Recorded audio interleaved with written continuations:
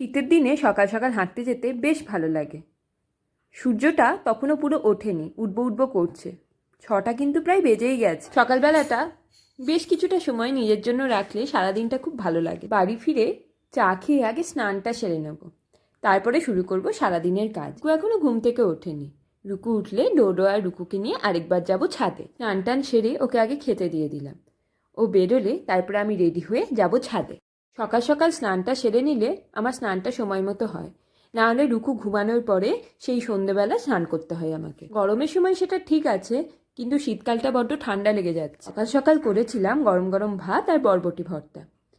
করার পর থেকেই কেমন খিদে খিদে পাচ্ছিল, তাই ভাবলাম আগে খেয়ে নিই, তারপরে যাবো ছাদে। না খেতেই রুকু হাজির হয়ে গেছে হনুমানজির বই নিয়ে। সঙ্গে গদাটাও কিন্তু আনতে ভোলেনি। হনুমানজির গল্প একটু পড়ে তারপরে আমরা চলে এলাম ছাদে। রুকুর কয়েকটা জামা কাপড় ছিল, সেগুলো আগে মেলে দিয়ে তারপরে একটু হাঁটাহাঁটি করে নেব। ছাদে চুলটা শুকিয়ে নিচে গেছিলাম বেড়ালদের সঙ্গে খেলাধুলো করতে।